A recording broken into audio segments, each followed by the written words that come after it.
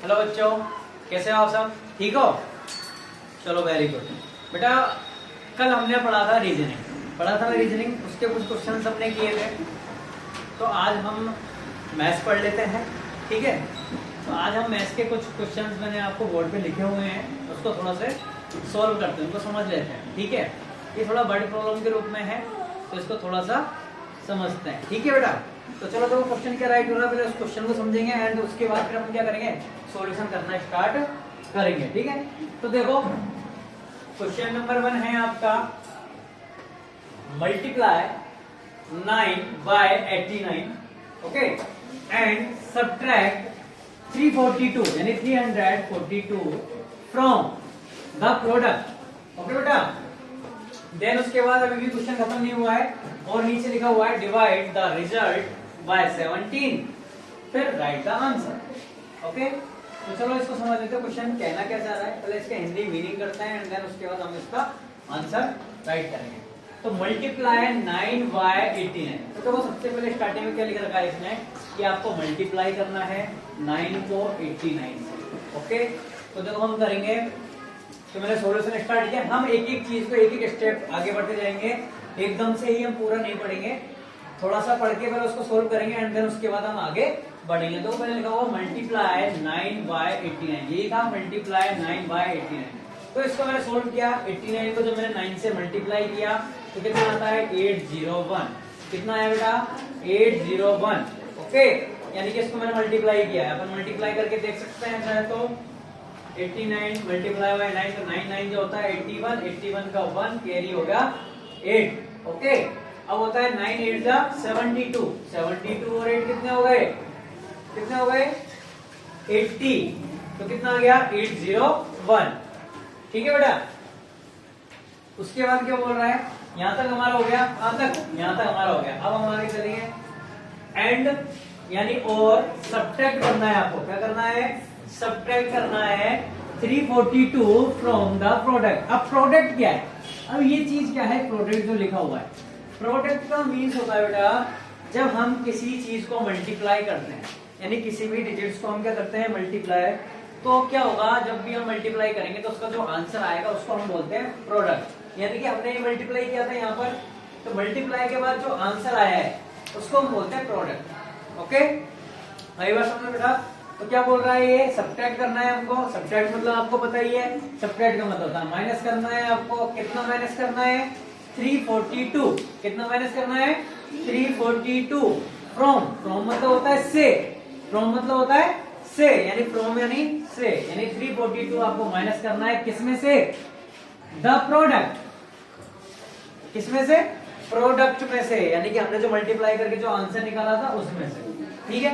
तो हमारा मल्टीप्लाई करने के बाद आंसर कितना आया था 801, ये हमारा क्या है, प्रोडक्ट है, क्या है, प्रोडक्ट है।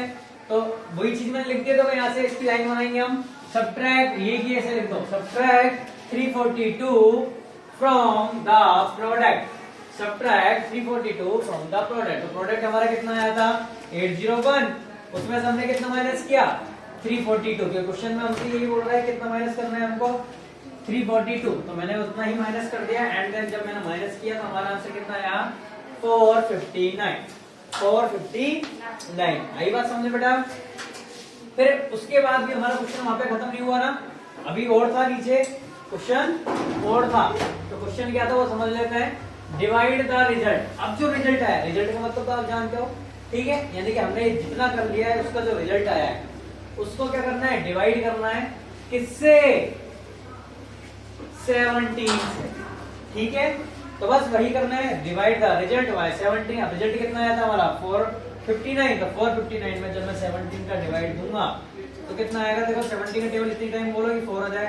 अब 4 तो क्या है, छोटा है, 4 तो 17 से छोटा है, तो हमें या तो बड़ा चाहिए या इसके इक्वल चाहिए, ठीक है? तो हम क्या कर लेंगे, एक और डिजिट बढ़ा देंगे, 45 हो गए। 45 होने के बाद अब देखो 17 का टेबल इतनी टाइम बोलना है। अब तो पहले तो ये चेक करो 17 से बड़े हो गए नहीं हुए, तो हो गए ना, तो हम मतलब डिवाइड दे सकते हैं। तो 17 का टेबल इतनी टाइम की 45 आ जाए, तो 17 टेबल बोलो, 17 बन जाए 17, 17 2 जा 34, 17 3 जा 51। तो 51 तो क्या हो रहे हैं, ज्यादा हो रहे हैं, ज्यादा हो रहे हैं ना 51 तो। तो हमने क्या किया, एक कम ले लेंगे, एक कम के मतलब 2 टाइम जाएंगे, यानी 17 2 जा 34, और जब 34 आ गया तो मैंने इसमें नीचे रख करके इसको माइनस कर दिया है, ठीक है। माइनस करने के बाद 5 में से 4 लेस किया तो 1, 5 में से 4 लेस करूंगा तो 1, और 4 में से 3 लेस करूंगा तब भी क्या आएगा, 1 आंसर आएगा, ठीक है। अब 70 का टेबल 11 में देना है हमको, लेकिन 11 तो फिर छोटा पड़ गया, तो मैंने क्या किया, ये 9 भी उतार लिया, ठीक है। तो जब मैं 9 उतार लिया तो कितना हो गया, 119, ठीक है, यानी 119। अब 70 टेबल चेक करो, 119 आता है क्या, आता है। 70 टेबल 119 आता है ना, कितने टाइम में आता है, 7 टाइम में आता है। कितने टाइम में, 7 टाइम में। तो मैंने 7 टाइम बोला तो 119 आया, तो मैंने उसको माइनस किया तो कितना आ गया, 0 0 0, यानी हमारा डिवाइड खत्म हो गया, 27 हमारा आंसर आ गया, ठीक है। तो हमारा रिजल्ट कितना है, तो हमारा आंसर कितना है, 27। तो मैं लिख दूंगा यहाँ पर मेरे पास स्पेस नहीं है इसलिए मैं यहाँ लिख रहा हूँ। So answer is 27। ओके बेटा, आई बात समझे, ये क्वेश्चन आपके समझ में आया। तो ऐसे ही हम इस टाइप के क्वेश्चंस को हम सॉल्व कर सकते हैं आराम से, बस हमको क्वेश्चन समझ में आना चाहिए। अगर एक बार क्वेश्चन समझ में आ गया तो हम उसके आंसर्स को राइट कर सकते हैं, हम उसके आंसर सॉल्व कर सकते हैं, निकाल सकते हैं, ठीक है। ऐसे ये क्वेश्चन हमारा सेकंड, उसको देख लेते हैं। देखो ये क्वेश्चन क्या बोल रहा है, पहले क्वेश्चन पढ़ेंगे उसके बाद फिर सॉल्व करेंगे, ठीक है। गोपाल्स एज, यानी कि गोपाल की, यानी ये अपोस्ट्रोफ जो एस लगा होता है इसका मतलब होता है का, के और की, ठीक है। तो गोपाल का एज गलत हो गया, गोपाल का एज के लिए क्या थोड़ी लगाते हैं, गोपाल की एज, हाँ अब सही लग रहा है। तो मैंने इसलिए क्या बोलूंगा, गोपाल की एज, यानी हम इन तीनों में से यूज करते हैं का, के, की में से, ठीक है। तो गोपाल की एज इज, यानी है, कितनी ईयर्स है, 8 ईयर्स, यानी गोपाल की एज कितनी है, गोपाल कितने साल का है, मतलब 8 ईयर्स का है, यानी 8 साल का है। इफ, अब क्वेश्चन आगे क्या कह रहा है, इफ, अब हमको क्या दे दी, सिचुएशन दे दी है। अब इसमें क्या दे दी है, इसमें सिचुएशन दे दी। सिचुएशन क्या है कि इफ हिज फादर, यदि उसके पिताजी, मतलब ये ऐसे बोल रहा है, ये गोपाल सा तो नहीं लग रहा मुझे, वो दोबारा बना दो, ठीक है। अब लग रहा है गोपाल, ठीक है। तो ये गोपाल है, इसकी एज कितनी है, 8 ईयर्स है, इसकी एज कितनी है, 8 ईयर्स है, ठीक है। और उसके पिताजी, ये इसके पिताजी थोड़े बड़े बना देते हैं अपन, ठीक है। ये इसके पिताजी, ठीक है, ये इसके फादर है, यानी if his father is 63 years older, यानी ओल्डर मतलब होता है ज्यादा, ठीक है। ओल्डर देन हिम यानी उससे, ठीक है। यदि उसके पिताजी उससे 63 ईयर्स ओल्डर हैं, यानी कि ज्यादा है, तो what is his father's age, तो उसके पिता की क्या एज होगी। आई बात समझ में, क्वेश्चन आया समझ में। हम इसको एक एग्जाम्पल के रूप में समझते हैं, ठीक है। यानी मैं बात करता हूं, एक का नाम है रामू, ठीक है, एक बच्चे का नाम है रामू, मान के चलो एक स्टूडेंट का नाम है रामू। तो रामू की एज कितनी है, इसको मैं मानता हूं रामू, ठीक है। तो रामू की एज कितनी है, 8। रामू की एज कितनी है, 8 ईयर्स, ठीक है। यानी कि रामू की एज कितनी है, 8 ईयर्स। अब उसके जो पिताजी हैं, उसके पिताजी की एज उसने कितनी बता रखी है, उससे कितने साल बड़े हैं, 63 ईयर्स बड़े हैं, 63 ईयर्स बड़े हैं। ओल्डर देन का मतलब था बड़ा होना, ठीक है। तो older than 63 years older than है, यानी उससे बड़े हैं। तो हम क्या करेंगे, प्लस कर देंगे उसमें। यानी कि अगर मैं आपसे कहूं, 2 बच्चे ले लेता हूं मैं, एक का नाम ले लिया मैंने प्रांजल, और एक को ले लिया मैंने भावना, या फिर किसी को भी ले लो, एक को ले लो मैं राहुल, एक का नाम मैं रख दिया राहुल, मान के चलो राहुल, ये राहुल है, ठीक है। तो राहुल की एज कितनी है, मान के चलो 5 ईयर्स है। राहुल की एज कितनी है, 5 ईयर्स है, ठीक है। और एक का नाम ले लिया मैंने राजू, और राजू कितने साल का है? 8 साल का, यानी ये इससे बड़ा है, मान के चलो ये इससे बड़ा है। तो ये इससे कितना साल बड़ा है? ये इससे कितना साल बड़ा है?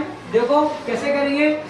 राहुल की तो कितनी है? 5 इयर्स। राजू कितना है? 8 साल का है। मतलब राहुल है वो राजू से कितना छोटा है, या तो ऐसे पूछ लो, या फिर राजू है जो राहुल से कितना बड़ा है, कितना साल बड़ा है। कितने का डिफरेंस है दोनों में? 3 इयर्स का। कितने का डिफरेंस है? 3 इयर्स का। 3 इयर्स का है ना, यानी कि जो राजू है वो राहुल से 3 इयर्स बड़ा है। अब आपको उसने ये नहीं दे रखा, केवल ये दे रखा है क्वेश्चन में। आपको क्या दे रखा है? ये नहीं दे रखा, ये दे रखा है। क्या बोल रखा है कि राहुल की एज अगर 5 साल है और राजू उससे 3 साल बड़ा है, राजू उससे क्या है? 3 साल बड़ा है, तो बताओ राजू की एज क्या होगी? तो यही होगी ना, 5 में मैं 3 ऐड कर दूंगा तो 8 हो जाएगा। ज्यादा का मतलब क्या होता है? ऐड ही तो करना होता है। तो बस वही है हमारा क्वेश्चन। वापस समझते हैं, क्वेश्चन पे आते हैं। गोपाल की एज कितनी है? 8 इयर्स है, और उसके पिताजी उससे कितने साल बड़े हैं? 63। ओल्डर देन का मतलब था बड़े होना। 63 इयर्स बड़े हैं, तो उसके पिता की एज क्या होगी? तो पहले तो अपन क्या करेंगे, गोपाल की एज लिख लेंगे। गोपाल एज 8 इयर्स, गोपाल की एज 8 इयर्स है। यदि उसके पिताजी उससे 63 इयर्स क्या है? ओल्डर हैं, तो आंसर क्या हो जाएगा? 8 में मैं क्या कर दूंगा? 63 को ऐड कर दूंगा। ठीक है, क्योंकि ज्यादा बता रहा था, तो ज्यादा का मतलब ऐड करना है। ऐड किया तो कितना आ गया? 71, यानी उसके पिताजी की एज कितनी हो गई? 71। आई बात समझ में? आगे बात समझ में? ओके बच्चों, अब ऐसे ही क्वेश्चन अगर आप लोगों के पास आए तो आप उनको कर सकते हो ना सॉल्व अच्छे से। ठीक है, ठीक है बेटा, ओके। अब मेरी बात सुनो ध्यान से। अब मैं आप लोगों को कुछ क्वेश्चन सेंड करूंगा, इसी के अकॉर्डिंग वो आप लोगों को सॉल्व करने हैं। ठीक है, तब तक के लिए बाय बाय। नेक्स्ट वीडियो आपको बाद में आएगी। ठीक है, बाय।